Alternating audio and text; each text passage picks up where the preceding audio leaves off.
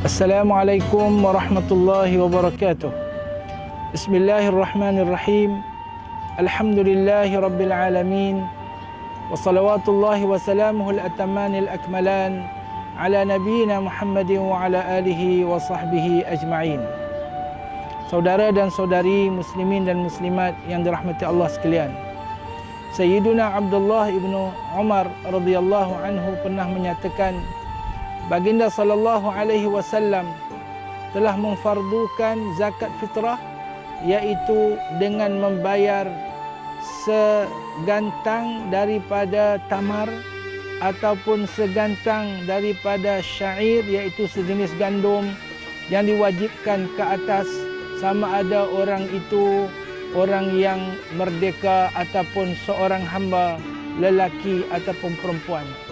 Tuan-tuan perempuan yang dirahmati Allah sekalian, hadis ini menyatakan kadar yang wajib dikeluarkan sebagai zakat fitrah adalah segantang daripada makanan asasi yang dimakan oleh penduduk sesebuah negeri ataupun sesuatu negara. Dan kadar segantang ini kalau kita bandingkan dengan sukatan yang ada pada masa kini, dikatakan hampir 3 kilo, ataupun yang diamalkan di dalam negeri kita pada masa ini adalah sebanyak 2.7 kilo.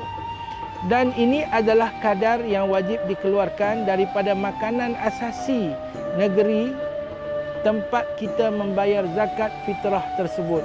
Maka kalau kita berada di tanah air kita di Malaysia, maka zakat fitrah itu adalah dikira dengan makanan ataupun makanan asasi yang dimakan oleh tempat kita, iaitu beras.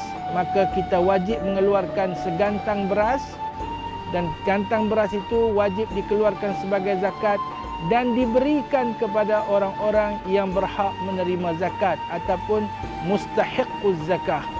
Orang-orang yang berhak menerima zakat ataupun yang dikenali sebagai asnaf di kalangan masyarakat pada hari ini adalah orang fakir, orang miskin, orang amil, orang muallaf, orang yang tergolong dalam golongan fi sabilillah, orang yang tergolong dalam golongan ibnus sabil, dan ini adalah di antara orang-orang yang berhak menerima zakat, dan termasuk juga orang yang berhutang, al-gharimin, dan juga hamba yang mukatab. 8 golongan yang dinyatakan di dalam Al-Quran dan dipertegaskan oleh syariat yang boleh menerima zakat adalah orang yang berhak juga untuk menerima zakat fitrah.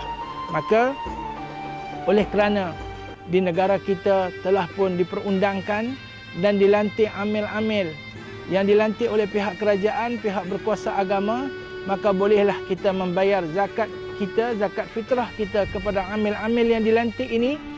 Dan amil yang dilantik ini yang mewakili Majlis Agama Islam Negeri Pulau Pinang akan bertanggungjawab untuk membahagi-bahagikan zakat fitrah yang kita bayar itu kepada seluruh golongan yang berhak menerimanya yang berada di negeri kita, di negeri Pulau Pinang.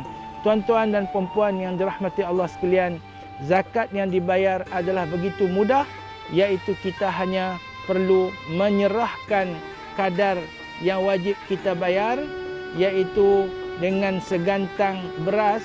Dan oleh kerana untuk memudahkan urusan kita, kita bertaklid dengan pandangan yang ada di dalam mazhab Islam yang lain, umpamanya mazhab Abu Hanifah radhiyallahu anhu yang membenarkan pembayaran zakat dengan harganya, maka kita membayar harga segantang beras untuk diberikan pada amil dengan niat zakat untuk diri kita ataupun zakat untuk diri kita dan orang-orang yang di bawah tanggungjawab kita yang kita wajib memberi nafkah kepada mereka.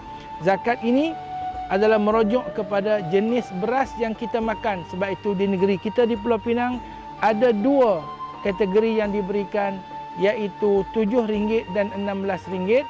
Barang siapa yang sehariannya makan dengan ahli keluarganya beras yang biasa, maka dibayar RM7. Dan kalau membayar dengan harga ataupun kalau ia dengan ahli keluarganya pada kebiasaannya mereka makan beras yang harganya RM16, maka juga mereka wajib ataupun mereka dikehendaki untuk membayar dengan harga RM16.